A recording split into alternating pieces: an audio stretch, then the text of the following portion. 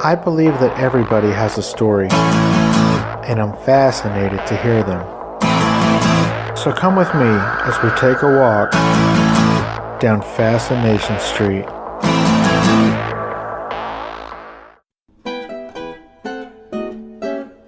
Happy holidays, guys. It's that time of year again. The time where everybody rushes to Amazon to buy all their shit for all their friends and family. This year, since all of you are now my friends, I'm asking you for a favor. I don't need you to send me anything for Christmas, but I appreciate the thought. What I would like for you to do instead is to do all of your Amazon shopping through Amazon. Well, that's easy, right? I'm not asking too much. There's one thing I'm going to ask you to do. To get to Amazon, I need you to go to FascinationStreetPod.com and click on the Amazon banner on my homepage. Nothing will be any different, and then do all of your Amazon shopping as you normally would. The only difference is that you're walking in through the door that's marked Fascination Street Podcast. It tells Amazon that you love me, and they throw a couple of shekels my way for everything you purchase. That's it. Thanks, guys. I appreciate it. And happy holidays from Steve Owens and Fascination Street Podcast.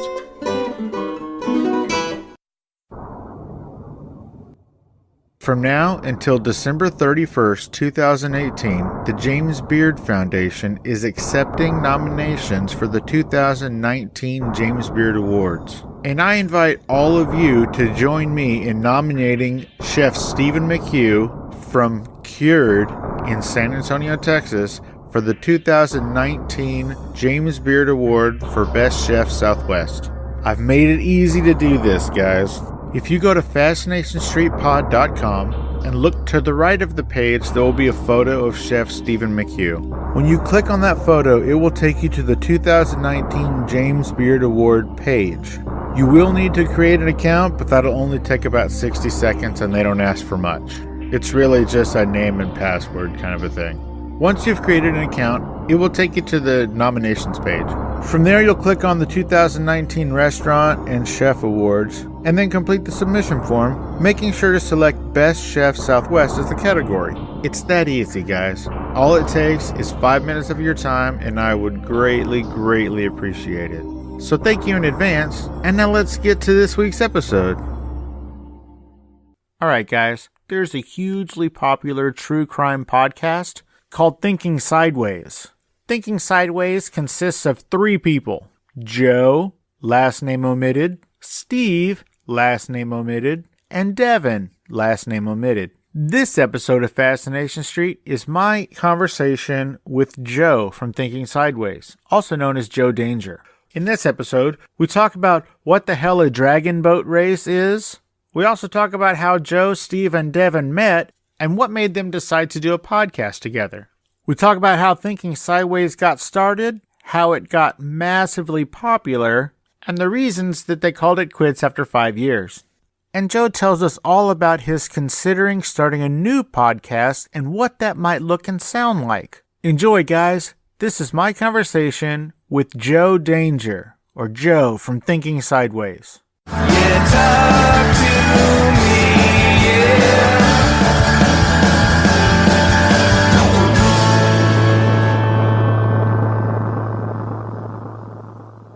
Thinking Sideways is not brought to you by cats singing at 4 a.m. Thinking Sideways. Thinking Sideways. Thinking Sideways. Thinking Sideways. Thinking Sideways. Stories of things we simply don't know the answer to.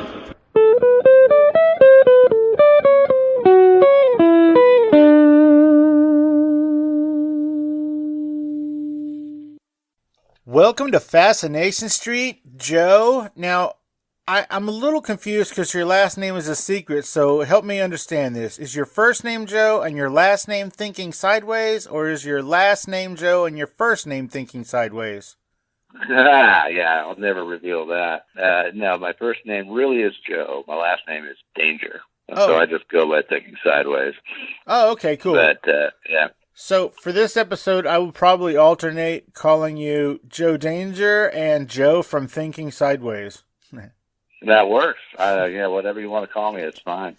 You can call me Murder Hog, actually. The sort of kind of within the last, year, 6 months of the podcast, it seemed like I was grabbing all the good, gory murder mystery stories, and Steve and Devin were kind of stuck with, Bigfoot and internet mysteries. And at one point I said, I said to them, geez, I feel like I'm kind of hogging all the good mystery stories here. Are you sure? Do you guys want me to back away from that so you guys can cover some of those? And they were like, no, that's fine. You can be the Murder Hog. And so I'm Murder Hog.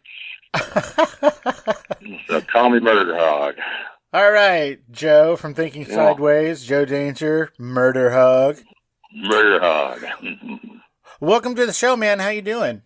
Well, I'm doing pretty good. It's Monday morning, and what can I say? It's Monday morning, but I got to go to work eventually because actually I'm still not wealthy enough for my podcasting to quit my day job. Alas, that sort of surprises me, given the success of Thinking Sideways podcast. Yeah, well, we were reasonably successful, but we didn't actually start making any money until about 3 years in, I think. Oh, we started running ads. Gotcha. All right. Yeah, so it's and even then after we started running ads, it was there's money coming in, but it was split between 3 people and everything. It still was not a huge amount of money. It was definitely a nice to have amount of money. Don't get me wrong. Sure. But maybe the next podcast I'll be wealthy from that. We'll see. All right, cool. Well, let's start from the beginning. Where were you born and raised, Joe? Well, I was born in Portland, Oregon. Excuse me. If you're from Portland, I was born actually in Northwest Portland at Good Samaritan Hospital, and lived in Portland about 6 years, and then we moved.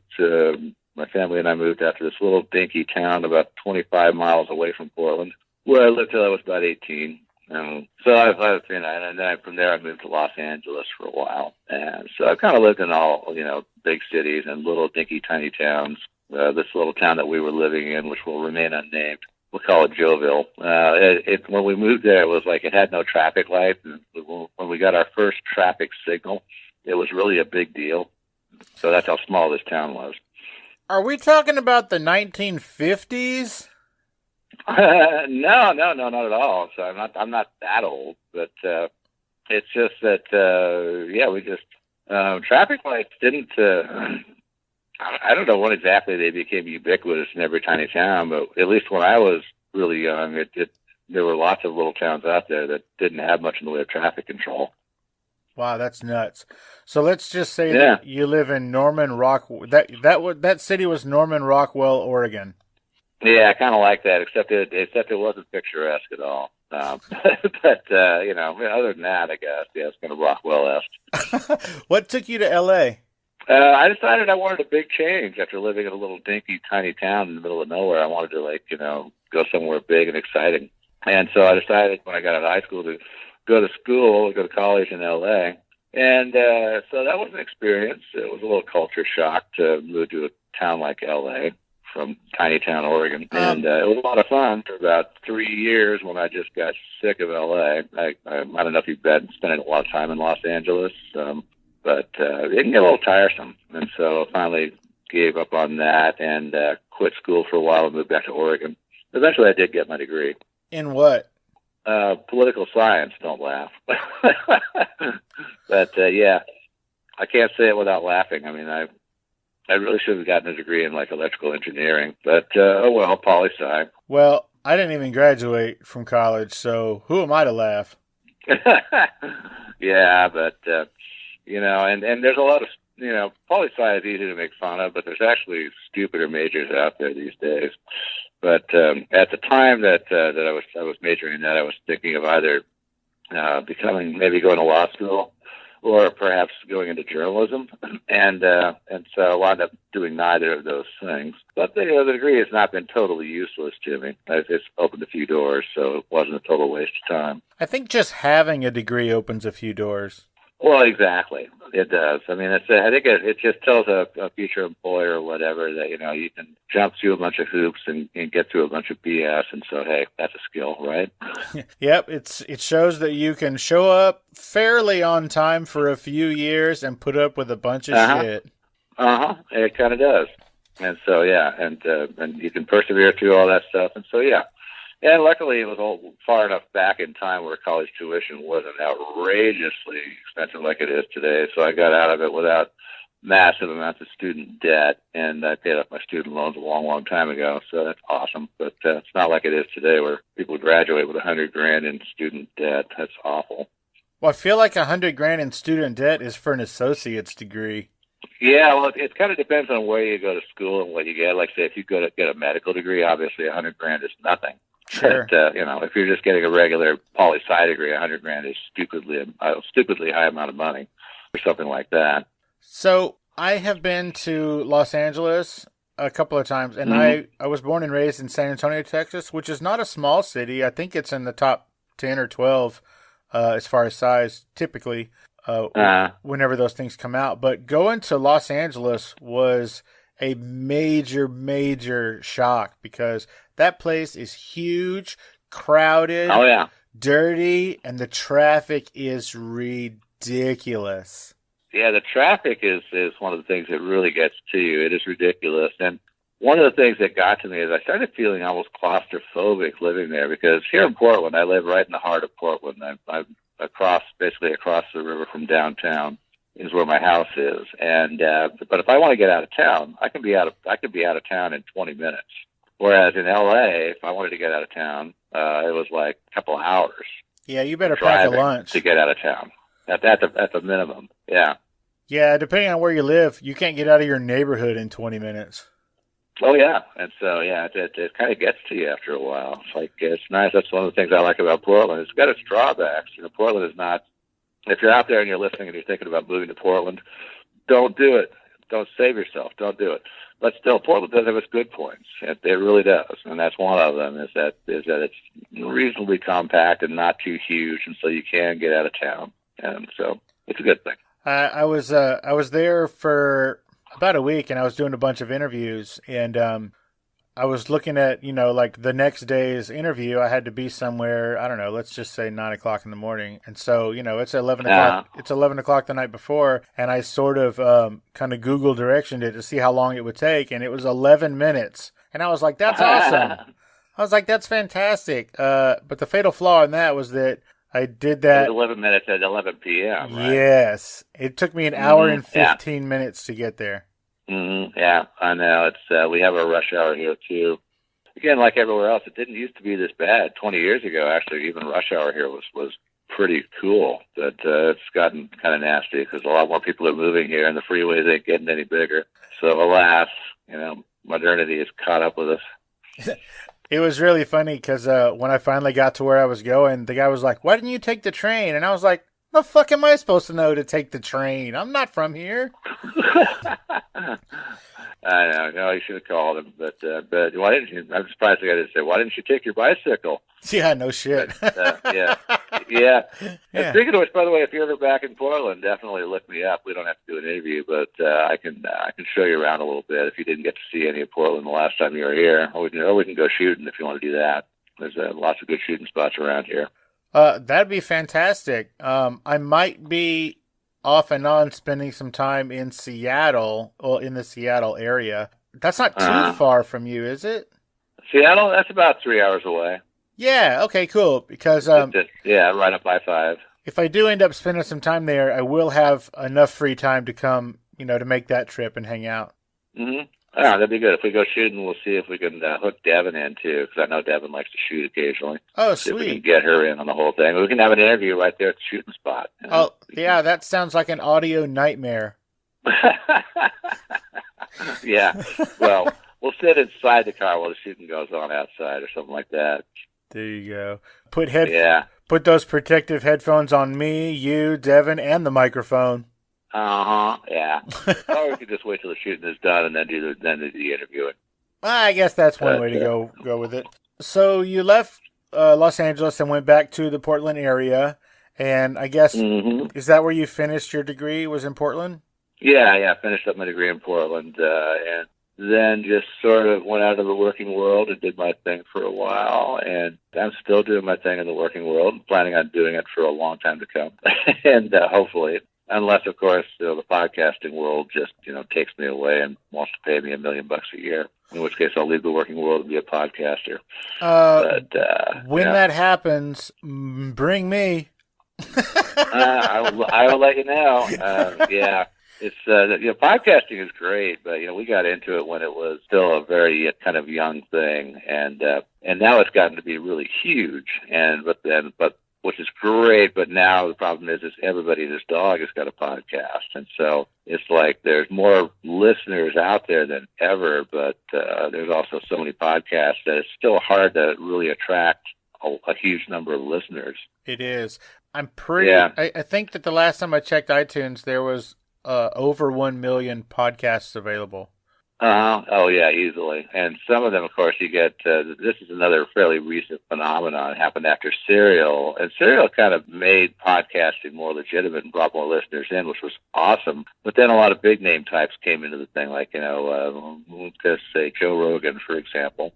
Who I like. I'm not dissing the guy or anything, but when you get a guy like that who's got a lot of star power coming in and doing a podcast, his hour or so of podcasting time, he's going to get millions of people listening to that. And so, some of those people might have listened to you or me instead, but they're going to go listen to Joe Rogan. So, and I'm not grousing over the whole thing. That's just the way it goes. It's not a problem, really, exactly. But but it just makes it harder to become a millionaire doing podcasting.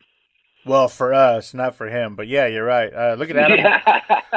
Look at Adam Carolla. He ended his syndicated radio show on a Friday and started his podcast on a Monday. And less than a year later, he had the Guinness Book of World Records for the most listened to podcast. I know. I hate him. I just hate Adam Carolla's guts. I mean, even though actually I like the guy a lot, but you can love and hate somebody at the same time, right? Absolutely. So, when did you get into podcasting as a listener? As a listener? Yeah. I never actually listened to podcasts. I mean, I'd heard of the thing and everything, but I'd never listened to them. When I listen to anything, it's just radio or else, CDs or whatever. But then Steve started talking about he wanted to do a podcast. And because Steve wanted to kind of do something on the internet, whatever, he tried to run a couple of blogs for a little while. That never really took off for him. And then he started thinking, hey, we should do a podcast. And he sprang the idea on me and a friend of mine, and then a mutual friend of ours, actually. The mutual friend was not quite as enthusiastic as we are, so we went talking to some other friends, including our friend Devin, and then found 3 people who were sufficiently enthusiastic enough about the idea of doing a podcast, so we decided to give it a go. And so that was about in 2013. So that's, I guess, when I started listening to podcasts, because at that time, of course, it was time to sort of listen to what other people are doing and just get ideas and get a notion of what's expected in a podcast. Although at the same time, I mean, it's kind of really an open thing. I mean, anything goes, right? Yeah, it's the wild, wild west. It kind of is. I know, that's why I like it. So, how did you and Steve meet? We were on a dragon boat team. Actually, I was on a dragon boat team. And then a mutual friend of ours, Rob, knew Steve and recruited Steve to come and paddle on the team. And so that's how I got to know him originally. And then we started also hanging out at this bar, because Rob also happened to tend bar at this little kind of divey place here in Portland called the Reel 'em In Tavern. And so we were hanging out there and being barflies together too, Steve and I, which is also how we met Devin. Devin is not a barfly. But she did hang out there occasionally, because this is one of those places that's, I said it was a dive bar, but there's, skeezy dive bars where you have aging alcoholics, and then there are that kind of more hip dive bars where a lot of young hipsters kind of go and hang out. It's just a really fun place. And that's kind of the way this place was. And so, Steve and I might have been more older alcoholic types, but Devin was just one of the more young hip type people hanging out there because it was a fun divey place. And so we had mutual friends and kind of got to know her a little bit that way. And that's how we discovered our mutual affinity for things like crime and unsolved mysteries. Did you say dragon boat? Yeah. What the hell's a dragon boat? Yeah, dragon boating is a thing that originated in China. like, eons ago, apparently. And so it's kind of catching on in the U.S. I know there are teams down in Texas. I don't know if there's one in San Antonio or not. But it originated in China. Now it came to Portland as part of we're sister cities with Kaohsiung, Taiwan. And so as part of our sister city relationship, Kaohsiung gave us like 8 dragon boats, which are these really cool, big, very elaborate ceremonial kind of boats with these huge dragon heads and tails on them and everything. They're really cool. They take about 20 paddlers, plus a tiller on the back and a collar up front. And so we started having these dragon boat races several, I don't know, maybe 2-3 decades ago here in Portland. So a friend of mine from my gym recruited me to be on his dragon boat team. This was almost 20 years ago, actually. It's quite a while ago. Time flies. And so I started paddling on that team, and then eventually Steve joined the same team. And Devin, believe it or not, never became a dragon boat paddler. But I'm not, by the way, not doing it anymore. Dragon boating is still going on here in Portland, but I've sort of gotten out of it. At this point, I'm a little too busy with podcasting and work and stuff like that. Gotcha. Is it a young man's game? No, not necessarily. I mean, obviously, as with any sport, the younger and more athletic you are, the better. But there's lots of older people that are involved with it, too. We have, like, masters and grandmasters teams here in Portland, and they have them all at all levels. I mean, here in Portland, the races tend to be a little bit more fun and kind of amateurish deals, whereas if you go to another venue like Vancouver, BC, my team went to the races up there several times. And up there, it's actually much more of a world-class event where you get seriously competitive teams. And these are the guys that go to the World's Champion, because there actually is a World's in dragon boating. And that's where the really serious, like, Olympic quality teams go to places like that to qualify and go on to the Worlds. And so, and even in those venues, there'll be masters teams of older people who are like 40 years old or 50 years old, that kind of thing. It sounds like that sport is on the way to the Olympics. There has been talk about it, and if you can have curling, not to make fun of my curling friends, but if you can have curling as an Olympic event, then I don't see why dragon boating shouldn't be in there either. That sounds awesome. Yeah. So you guys are hanging out at this bar, you and Steve, and y'all do, well, first it's you and Steve, right? And y'all are talking about yeah. And then, you guys are talking about doing this podcast, and then when did Devin come along? Well, Devin, we already knew Devin at the time. She was definitely somebody we were considering, but the initial talk of a podcast was between Steve and me and this other guy. And then, again, Steve and I kind of decided that he wouldn't be a good fit just simply because he probably wouldn't stick with it. And so we were talking to Devin about just, podcasting. So that was like, if you're asking for like a date, that would be along about sometime in 2013, which is when we started this whole thing. And when did, how long did it take you to settle on a topic? Not too long, a couple of weeks, something like that. We kicked around some different ideas. And so, like, true crime would be one, mystery. I was sort of pushing for a topic, something on the order of, I heard that podcast, stuff they didn't tell you in history class, or stuff you missed in history class, that one. Yeah. I was thinking something kind of along those lines of just weird little tales from history that you'd never heard about. And so we wound up, Steve and Devin were more wanted to do the Unsolved Mysteries thing, which, by the way, was cool. It was, I really love Unsolved Mysteries, so I wasn't feeling all bitter about not doing my topic. And we still got to cover lots of really weird little stories from history anyway, so it worked out really pretty well. Very cool. I just heard, I think it was yesterday, I heard on a podcast somebody was talking about sort of an unknown assassination attempt against George Washington.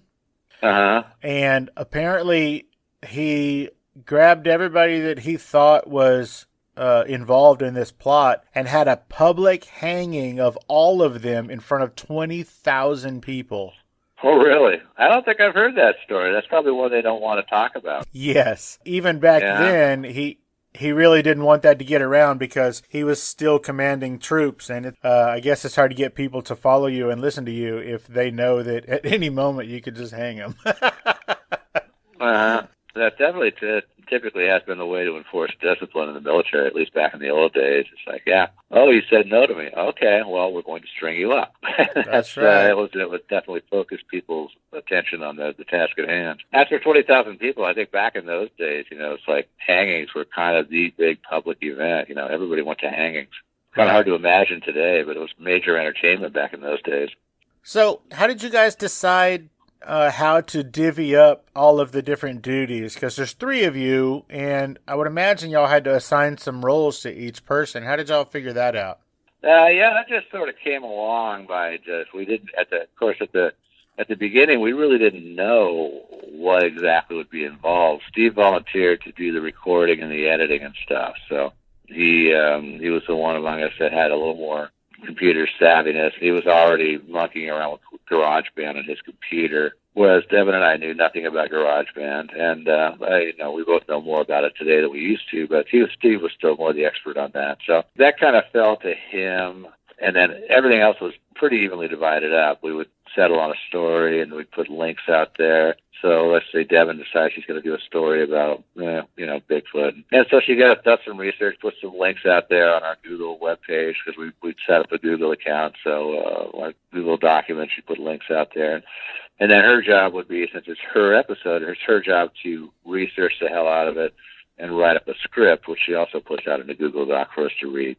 And so that's all kind of evenly divided up. And then, of course, the next thing that started happening is, well, we have got a Gmail account, and so we started getting emails from people. So we started having to divvy that up. We tried to be just sort of ecumenical, and everybody just divided up in some sort of fair way and respond to a given number of emails. In the end, it seemed like a fair amount of work fell on Steve, because again, the whole editing thing, as I'm sure you're aware, editing is time consuming, right? It is massively time consuming. Yeah, it is. And so I think Steve wound up doing more of the work than Devin and I wound up doing because of that whole editing thing. If I were to do it again, we went into it not really knowing everything that was involved, and if we were to start over again from scratch, then maybe we would have all said, hey, everybody learns how to use GarageBand and everybody edits their own episode, and something like that. Maybe that would have been a little bit fairer. Steve didn't complain much about it. Now, earlier when we were talking about how you guys divvied up all of the work, you mentioned that whosever episode it was, you guys would come up with a script. And to be clear, you mean more of an outline, right? Yeah, it wasn't a script in the sense that we read it word for word, but it was more than an outline. It was kind of more fleshed out than an outline also. But we departed from our scripts, obviously, quite a bit.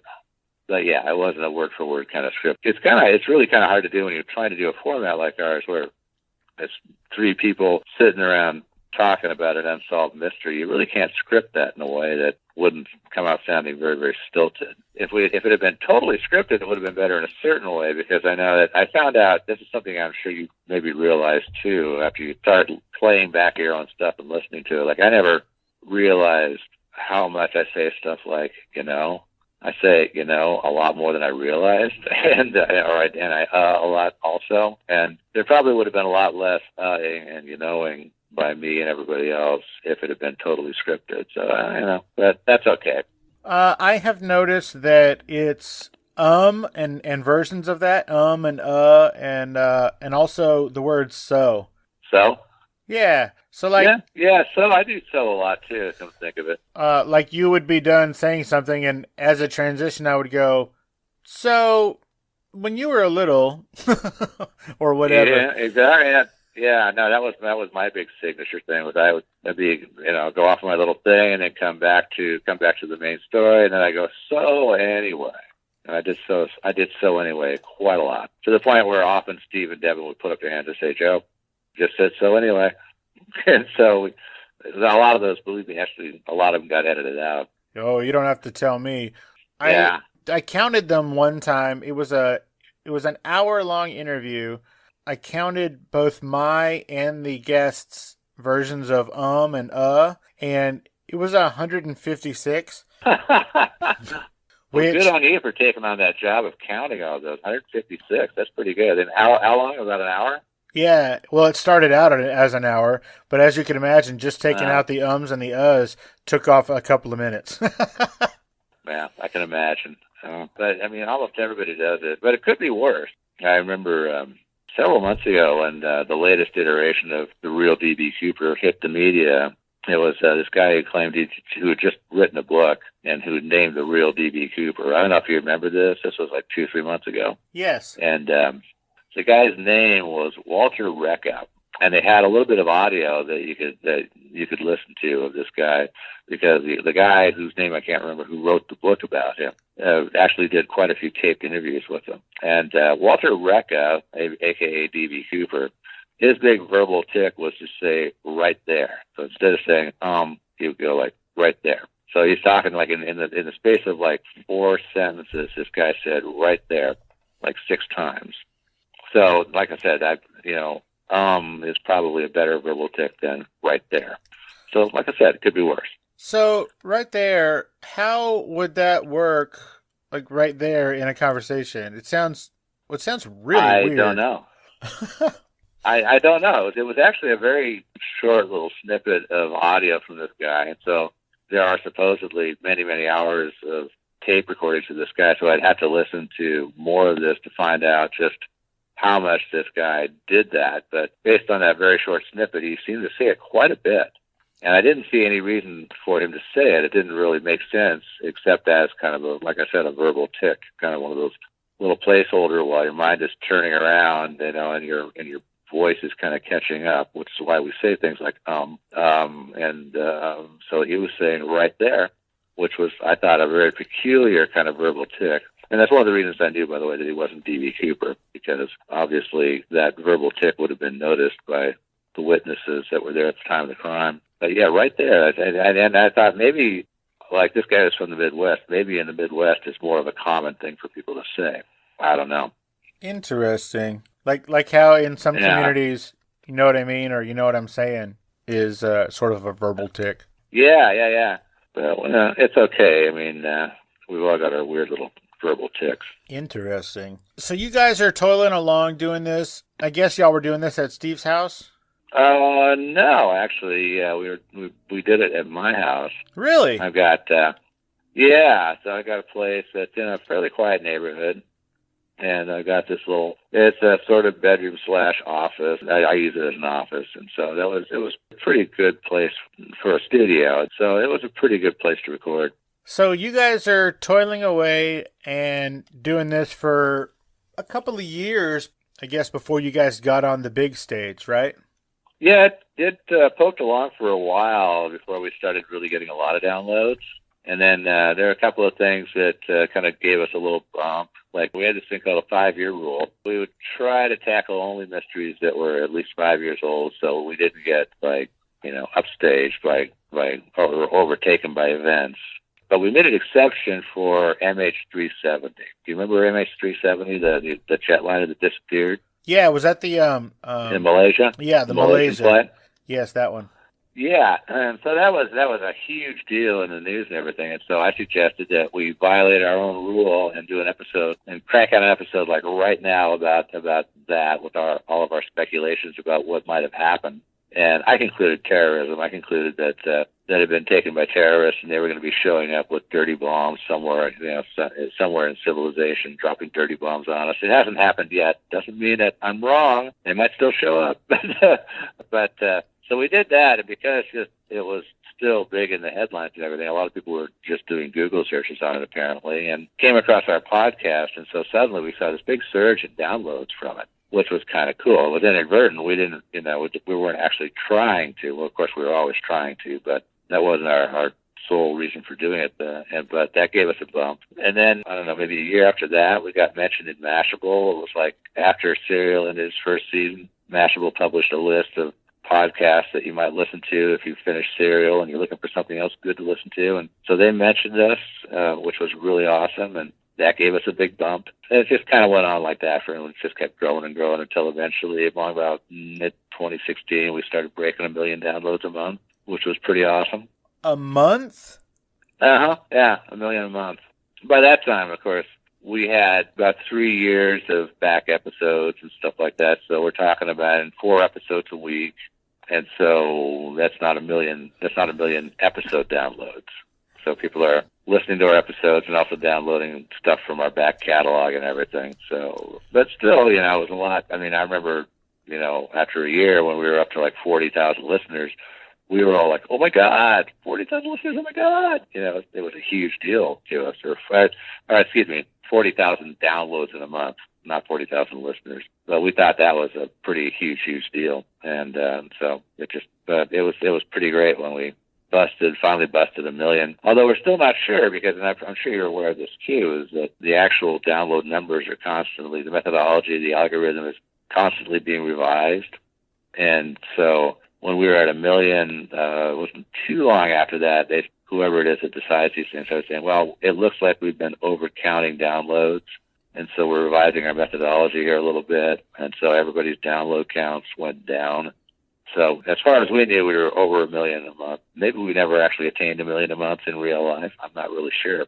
Wish I knew. I mean, you probably want to know exactly how many listeners you have. I mean, do you know how many listeners you have? I have absolutely no idea, because they download from so many different sources. There's really no way for my hosting company to tell. I know. Same thing here. I was always wanting to get an idea of how many actual listeners we had. You know, you don't really know. Frustrating. Maybe someday there'll be some technology that can tell us what that is. But for now, we just gotta just go by the general numbers and kind of go from there. But yeah, we were doing pretty well. Of course, there's other podcasts that have come along since us that are doing really spectacularly well, like My Favorite Murder. They're really huge. And by the way, of course, they had a little bit of a bump, because I think they already had a little bit of a following. They were already celebs anyway. Probably helped. Well, I know Georgia. I know Georgia used to have her own. Georgia? Well, no, she used to have her own Food Network show, so I know she probably got a bump from that. You know, from no doubt, from the name. Mm-hmm. Yeah, it helps, and also they're pretty talented too. They're very they always just have this part of the episode before they start talking about murder, where they just chit chat about their weeks and what's going on, and they're both really funny and amusing to listen to. So I'm sure that helps quite a bit too. Whereas we at Thinking Sideways, we're not that funny, and we just didn't have that whole gift of gab the way those two do. But they're really talented. But there's other people too, like Mike over at Sword and Scale. His numbers are huge, much bigger than ours ever were. Hey, streetwalkers. Well, you're not literally streetwalkers, but now that I've got your attention, I am Stephen O'Reilly, and I have a podcast called the Bar Star Podcast. And since you're listening to the Fascination Street podcast, I think you should check out my show. It's just as interesting without all the famous people, because Steve has connections that I just do not have.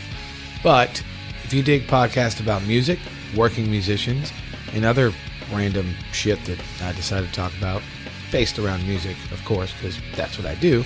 I'm a working musician for the past 30 years, then you need to check out the Bar Star Podcast. You can get it wherever you get your podcast, on any platform, and make sure you check out barstarpodcast.com. Now back to the one and only Steve Owens and whatever the hell he was talking about. Trying to scratch my head, and I'm trying to think if I'm going to start a new podcast. I got to find some way to figure out what the magic is that these guys do, and try to imitate that as closely as I can. Are you thinking of any topics for a new endeavor, or is that a secret?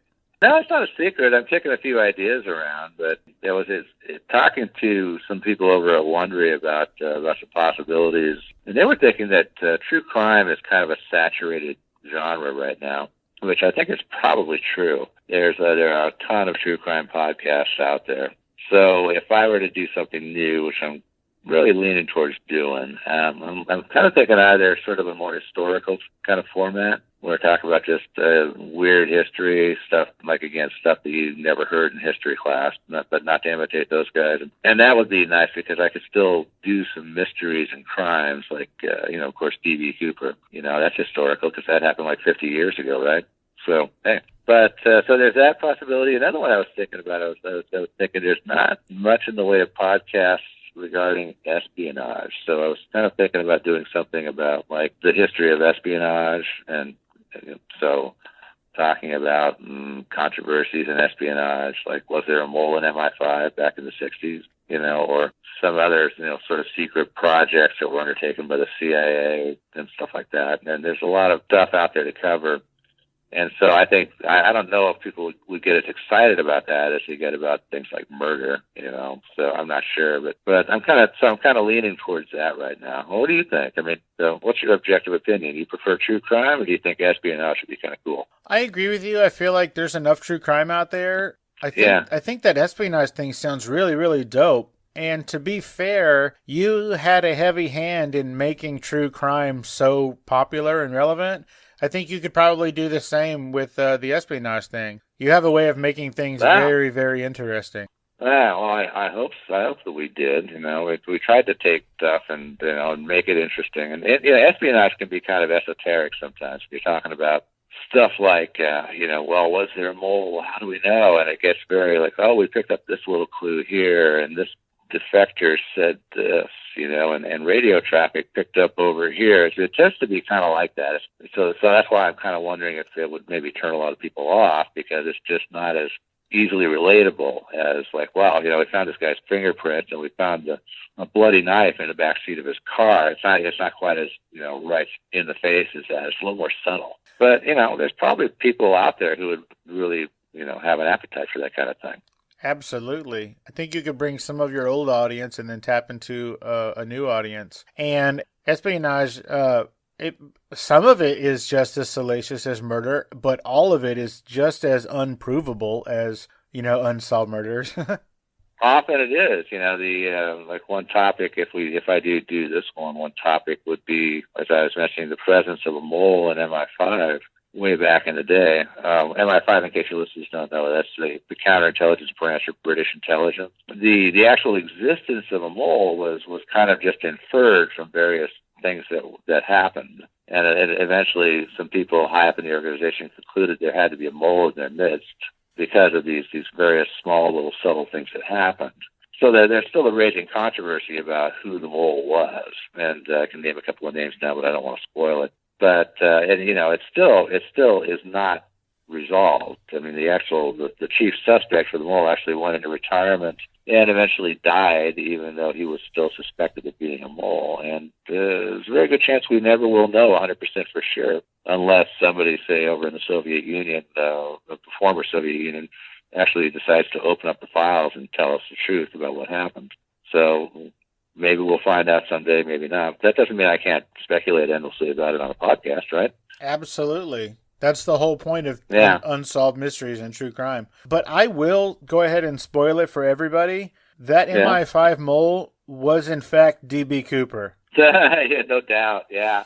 Well, it could have been. It could have been like, he needed to raise some money for special ops stuff, so he decided to go someplace where nobody would have any clue who he was. So we're better than go to the west coast of the U.S. and go to Portland, Oregon, of all places, where people don't even know what an English accent is, and hijack a plane and raise a couple $100,000 and take it back to the island with you and continue on with your special ops.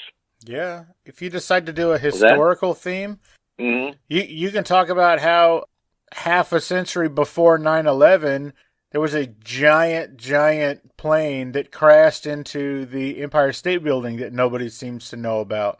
Yeah, it's interesting. That was right in the middle of World War II, I think. I think it was our military. And nobody ever heard about that one. And well, the other thing that was funny was the day of 9/11, the day after, everybody's going, "Oh my God, nobody ever could have predicted this." And I was sort of thinking, well, no, it's happened before, number one. And number two, Tom Clancy predicted it in one of his novels back in the 90s. I don't know if you ever read Dead of Honor, but in that book, a Japanese pilot who's embittered over the loss of his son flies a 747 into the U.S. Capitol and kills almost everybody in the U.S. Congress, except for Jack Ryan, superhero. Did you ever read any of Tom Clancy's books? No, but I am currently watching the Jack Ryan series on Amazon, and I don't know how closely Jack Ryan in the show is resembling Jack Ryan in the books, but he seems to be... I don't know. He seems to sort of not really super soldier like I thought he was. He's just like an analyst who stumbles into the wrong place a lot. Yeah, that is actually it. He's not Tom Cruise. He's not a super soldier at all. But he's kind of an unlikely hero. You're shitting me. And I'm not kidding. I am not kidding. That's where it ends up for Jack. But so I don't know what happens after that if he becomes like Pope or intergalactic, intergalactic whatever. I don't know what happens to Jack after that. But maybe they'll put him in charge of the Space Force. yeah, that'd be good. We need somebody in charge of that. Damn it. Sure. I'm liking the Space Force idea actually. I think that one of the first things that they ought to do is just get to work cleaning up all the space junk that's orbiting up there. Yes, that sounds very expensive. Extremely so. I also want to strap about 3 nuclear missiles onto the International Space Station, so that if a monster killer asteroid shows up out of the blue, we can blast it out of the sky before it kills us all. That would be a good task for the Space Force. Well, it'd be great if it was all privatized, so we didn't really have to pay for all that. I know, like, who wants a nuke in orbit? Bill Gates is like, I do. Okay. So Yeah. you can pay for it. I think Elon Musk would claw everybody's eyes out for the opportunity to do that. I think Elon would be the guy. I mean, he's really kind of the visionary. That's what I love. I'm a huge Elon Musk fan, by the way, because of that. Because the guy is just he is a visionary, and he's just like, yeah, let's make it happen. Why not? And it seems to be working so far. Yeah, one of my favorite things is that he's not just a visionary, he's an actionary. Like, he gets shit done. Exactly. I love it. Yeah, he really does. I know. I love it. Now he's talking about, we got to go to Mars. We got to colonize Mars. And, well, if anybody's going to get it done, it's probably going to be Elon Musk. So, yeah, that's one of the things that, if I was, say, 20 years old and wondering what to do with my life, I would be calling up Elon and his company, and SpaceX, and just saying, hey, I'm in college. What do I need to study? Because I want to be with you guys. I want to be part of SpaceX. Tell me what classes to take. That's my advice to any of your listeners who are youngsters wondering what to do with their lives. Get on with, find a way to get on with companies like SpaceX. Get on with something a company that's really doing something meaningful, which is, SpaceX or Blue Origin. Some of these companies. I mean, this is really exciting stuff. Or the Hyperloop company. The Hyperloop is cool. I like that. I mean, we'll see how that all works out. I don't know. It seems that, again, kind of technically daunting to create all these massive tubes and suck all the air out of them and have these things rocketing through them. I don't know. But, hey, if you can do it for a reasonable price and get people from point A to point B, and I'm all for it. So, back to thinking sideways, do you have a favorite episode or a favorite subject? Oh, my God, there's so many good ones. That's why I said a favorite. Not episodes. Just one. A favorite. Oh, okay. Yeah, that's a tough one. And I have some that were favorites for different reasons, so I'll probably give you more than one. One of my favorite early ones was Anjikuni Lake. I don't know if you remember that story. I don't.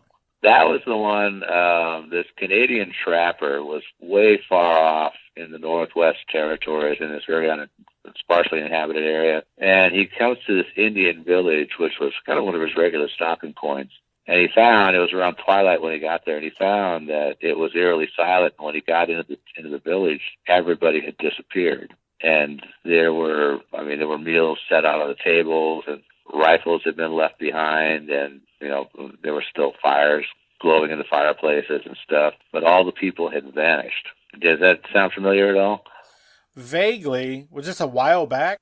Yeah, that's one of our earliest episodes. And the actual occurrence was back in the 1920s, I think, when this actually supposedly happened.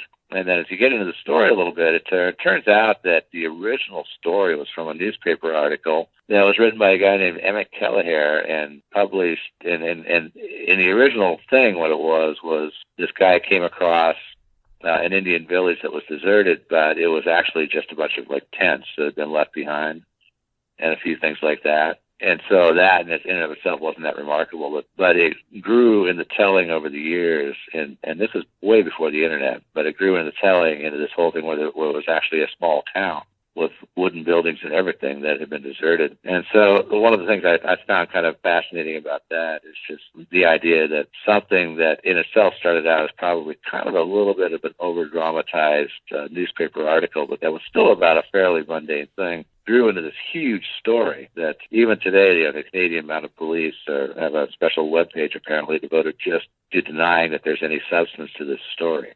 Wow. But it's a big thing. It's called the Anjikuni Lake disappearance. But so that's kind of that's one of my favorites, just because that falls under the heading of just such incredible BS. Oh God, what would be another one? Some of my favorite ones were the ones that are more recent ones, like court cases, murders, whatever, where there's actually a lot of information available. Like we recently did that one about Bob Chappell. Do you remember him? He was from Tasmania. He disappeared off a sailboat. Yeah. And his wife was convicted of his murder. If you do any searches on that down in the Australian media, it's really controversial because she was convicted. She's still in prison, as far as I know, for his murder. And there's a lot of people who really believe that his wife, Sue, her name was Sue Neal Fraser, a lot of people really, really believe that she is innocent.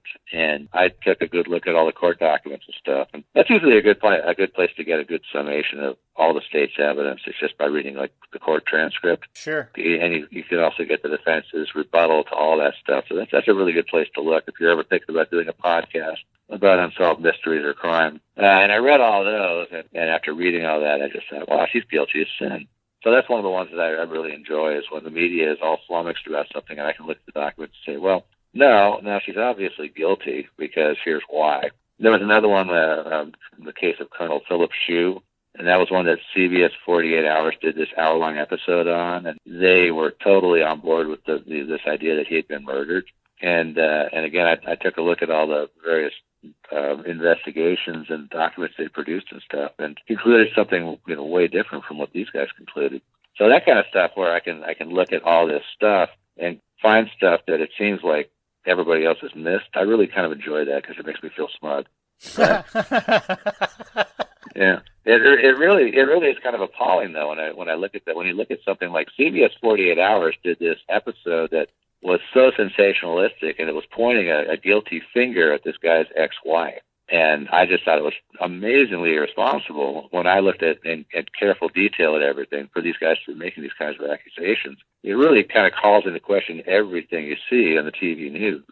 Well, I feel like all of the TV news, they would be a lot better if there wasn't ratings. That would probably help, yeah. They definitely want to go for the clicks. And definitely my conclusion was more boring than their conclusion. Their conclusion was murder, conspiracy, and my conclusion was not. And, yeah, obviously that's got a big part to do with it. Or maybe they're just dumb. I don't know. Maybe that's what it is. No, I think they know what they're really doing. Dumb. I think they know what they're doing. Now, there was a series of murders that you guys never covered, and I'm going to ask you why. So, in Santa Barbara, from about somewhere around 2000, probably 2009 to probably somewhere around 2013 or 14, there was somewhere around like 120 murders, and you guys never ever talked about that. I don't know why. That's a good question. I'm not trying to remember. Did they have a name? Did somebody eventually call it something? I think that you can get it on like a box set on Blu-ray. It's called Sight. Strike? Yeah, it was a TV show. It was? Yeah, it was a TV show. It was just a made-up detective, but it was funny because somebody died every week. Sort of like when I was talking to Steve, I hit him with the same sort of thing, but it was about Cabot Cove. Oh yeah, exactly. I was going to say that would be mine. It would be the Cabot Cove murders, and then we could go into the whole thing and then come up with our suspects, who would of course be Jessica What's-Her-Face Fletcher, because she obviously is a guilty party. And that show was on for how long? Like 15 years or something ridiculous like that? Yeah. It was on for a long time. Yeah, it was on for a really, really long time. They did something like 300 episodes or something crazy. Yeah, huge show. Eventually, actually, it was a highly rated show.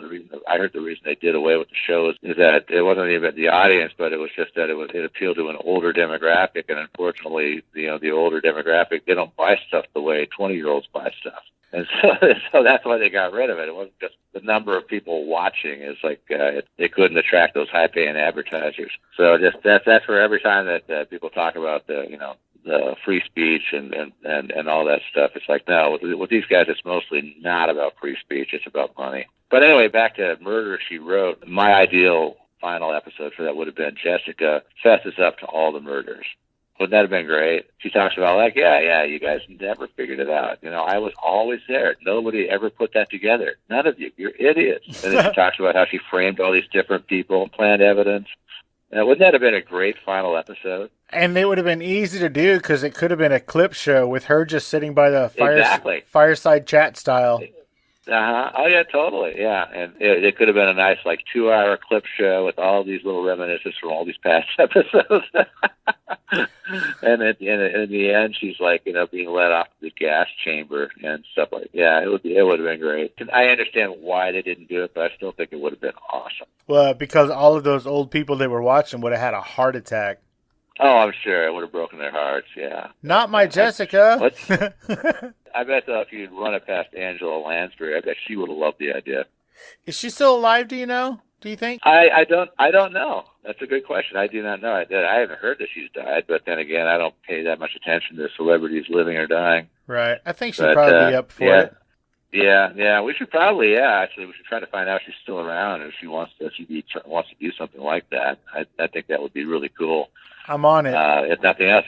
Yeah, actually, if you seem to have more celebrity contacts than I do, but what about a podcast where she just, it could be just a one-season podcast where she just talks about how she fooled everybody and how she really did it. I mean, that would be kind of fun.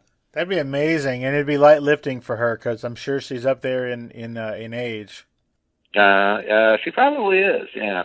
But she might be up for it, I mean, just because she's old doesn't mean she doesn't have a sense of humor. I know. Look at Betty White. Oh, yeah. Perfect example. Yeah. And so if you do talk her into doing that whole thing, I would love a guest spot on the podcast at some point. If you could get me on for a few minutes, that'd be great. All right, I'll get right on that. I was never a fan of Murder, She Wrote, but my mom was, and so there would be times when I'd be over at my parents' place and Mom would have it on. So I did wind up watching a little bit of the show. So I'm kind of familiar with the show a little bit, but I never actually sat down and watched it myself. I was telling Steve that you guys need to do an anniversary show, after y'all have been off for a year, and just do the Cabot Cove, mystery or murders. That wouldn't be a bad idea, actually. We should. I don't know how feasible it would be to do it with Steve still in Vietnam, but maybe after he gets back, we could have a reunion episode or something like that. Yeah, I think that'd be cool. I'm sure he'll come back to the States for something in the meantime. Yeah, and he might be coming back for a visit or something, and you don't know how long that's going to go on for. They were talking about initially, he and his wife were talking about just making it a year, right? And then, but it might go on longer than that. It might go on for a couple of years, but it's not going to be forever, I don't think. Sure, you never know, and it gives you guys plenty of time to come up with some Google Docs to share with each other. I know. So I actually still have to do this. There were some Vietnam mysteries that I had on my list, like Vietnam War mysteries and stuff like that. I got to boot those over to Steve since he's right over there. He's in a better place to do research on that stuff, So maybe he could start his own podcast over there, or start a blog. I was trying to encourage him to maybe start some sort of travel blog or something like that while he's over there. Take pictures and write little travel logs of the various places that you're going to and stuff like that. I don't know if he's going to do that or not. Sounds like probably not. Well, he is taking some amazingly beautiful photos, so maybe he could do that. Just a little short one. It could be 15, 20 minutes an episode or whatever, and I think that all of the Thinking Sideways podcast fans would really, really eat that shit up. Yeah, he was talking about his sort of sketchy internet connections over there, but I don't see any reason why he couldn't record something and then just upload it into the interwebs, and then if it's difficult right at this particular moment, well, that's fine. You wait an hour, do it again, and then sooner or later it works, and there, you got your podcast episode up. Yeah. So yeah, you probably ought to bank a few episodes, and then when you get to the big city of Hanoi or whatever, just upload them all, and schedule them. Yeah, so it probably is feasible. I think part of it, though, is Steve's a little tired of the podcasting thing, and maybe he just wants to go do something else for a while. Kind of get that feeling from Devin a little bit, too. Thinks he wants a little bit of a break from the whole thing. That makes sense. You guys were hitting it pretty hard, and it got pretty intense for you guys. You had a lot of pressure on you toward the end. Yeah, it got a little more, it started out pretty as kind of more of a lark, and then after we passed X number of listeners, suddenly we looked at each other and said, wow, we really kind of need to up our game here, because the earliest episodes, we didn't even have scripts. We would just sort of sit down, and whoever was putting on the story would start talking, and then we just go on from there. And then it got a lot more structured as time went by. When I go back and I look at some of our earliest episodes, it was more fun back in the earliest days, and then it got a little more serious the past couple of years, which didn't mean that it was no fun at all or anything like that, but it was still more serious than it used to be. And so it's hard to strike that balance between trying to be as professional and everything and turn out the very best product on the one hand, but on the other hand, be kind of relaxed and casual and have a good time. It's kind of hard to know where exactly to put that balance. When it goes from fun to work and a job, it sort of does take a little bit of the luster off, and then you have to reconfigure the responsibilities that you have to the people who pay you and the people who listen. So, yeah, that all makes sense. Yeah. I'm not saying it stopped being fun. I still enjoy doing the podcast all the way through. Oh, of course. I love getting out there and just finding, I spend so much time on the internet just looking for weird little mysteries and stories and stuff. And I spent a lot of time doing that and then researching them and stuff. And it was good. It's more fun than my regular day job. I bet. Well, Joe, as we're winding down, are you mad at Steve for moving away and breaking up the band? No, not at all. Not at all. I guess, when he first started talking about it, he was talking about, we're going to want to do this, but I think we can still probably do the podcast even with me remote in Vietnam. And then he finally figured out that it just wasn't going to work because of the lousy internet connections, et cetera. And so when he made that announcement, it was kind of like, wow. It's like, we're just winding it down. And Devin said something similar. She's like, wow, if I'd known this, I would have probably picked a different topic for my last episode, But other than that, and even that, I'm not upset about it. At the time, I was like, geez, dude, I would have liked a little more warning. But that's beyond that. That's fine. I do think that the whole thing had gone on for quite a while. 5 years is a long time for anything, a TV show or a podcast or anything. So it was not necessarily a huge deal to end it all, and then we can just go off and do new projects. Or if we choose to, we can come back together and do another podcast about something else, So I'm not upset with Steve. And I had no idea what he said in his interview with you. Maybe he really hates Devin and I don't know. I don't think he does. He said he only really, really hates you. No, I'm just kidding. Oh, okay. Yeah, no, we actually, I'm not saying that we never had disagreements or arguments about stuff, but considering the high-strung artistic types like all three of us were, and we did it for 5 years, we got along really actually pretty well. So that is a little surprising, but it's also at a certain point, it's not surprising that people would get a little tired of it and want to move on. Sure, and you guys are all still friends, right? Oh yeah. We all still get along. Although obviously I'm not talking to Steve much these days, and I'm not talking that much to Devin either. I mean, I still hear from her and stuff, but she's a lot younger than me, and she likes to go out and partay, and I stopped drinking, and and stuff like that. So socially speaking, I guess we're not a great match. So I'm not seeing that much of her these days either. But that doesn't mean we're on bad terms or anything like that. Sure. Yeah. Joe Danger, Murder Hog. Joe from Thinking Sideways, thank you so much for hanging out with me today on Fascination Street and helping all of us get to know you a little bit better. I really appreciate your time, man. Hey, you're welcome, and thank you for having me on. I appreciate it.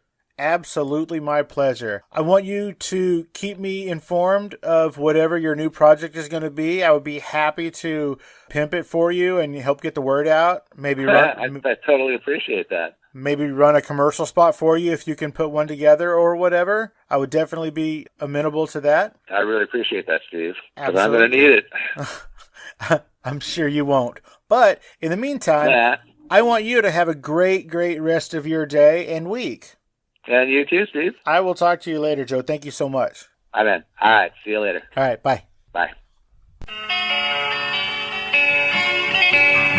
Opening music is the song Magnolia from the 2014 album Intransigence, used with permission from Douglas Miles Clark. Closing music is Apollo from the 2001 album Into the Known by the band Sapphire. Thanks for hanging out with us and getting to know a little bit about our guest. We'll see you next time on Fascination Street.